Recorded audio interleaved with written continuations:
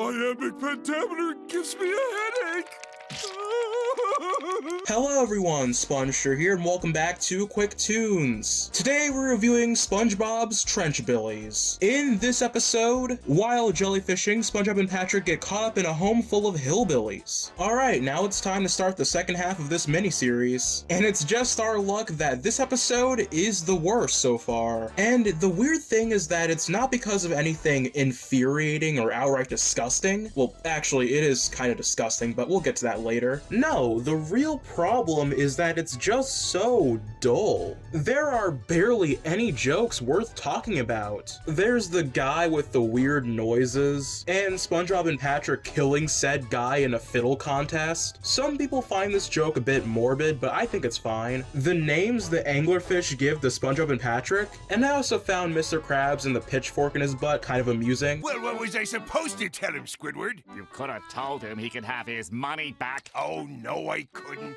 Why? Because I already put it in the register. But that's it, and even then, those jokes aren't really laugh out loud funny. At best, they're kind of amusing. And even with other jokes I could mention, there are other possible reasons for why I could find those jokes amusing. Like, the characters constantly saying it's now or never isn't exactly a great joke by any means. But I still like it simply because I do say it regularly. In fact, I reference it a few times in my videos. And there's also the abacus joke, which isn't that funny, but I found it amusing because I do remember that joke playing in the commercial for this miniseries. A commercial that I remember seeing on TV when I was really young, so it does stick out to me a lot. So these jokes aren't all that great. Now, why is that? Well, it's mainly because most of the jokes in this episode revolve around the Trenchbillies being hillbillies, which leads to the episode feeling very gross and very uncomfortable. That scene with SpongeBob and Patrick burping corn is engraved into my brain, and it shouldn't. These hillbilly jokes were never funny, and they keep going with it. When an episode relies on this type of humor for a whole 11 minutes, it gets jarring very quickly. Also, this episode isn't very adventurous, mainly because the pacing is really bad. SpongeBob and Patrick get inducted into this clan like 8 minutes into the episode. We don't get to see them actually participate in this clan enough. It definitely feels like, yet again, the writers needed more time to flesh this out. And let's not even get into the weird ending, where SpongeBob and Patrick try to run off away from these Trenchbillies, only for them to just easily run to the Krusty Krab, which kills any suspense the episode had going for it. What is the point of building up that these two are stuck in this Trenchbilly home, when they could have just easily ran back to Bikini Bottom? So then the Trenchbillies follow them, and then Mr. Krabs sees said Trenchbillies and realizes that he can easily make a quick buck off these guys. And then the episode ends with the Trenchbilly guys thinking that Mr. Krabs looking at the maw anglerfish means that he wants to get married with her, and then it ends with him actually getting married with her. What a weird way to end the episode, and it wasn't funny. It definitely feels like the episode never actually went anywhere. So why should I care about the rest of this? Overall, it's not good. Definitely the worst episode so far on this miniseries. And again, it's not because it's infuriating or frustrating at all, it's just really bland, it's really dull and poorly written.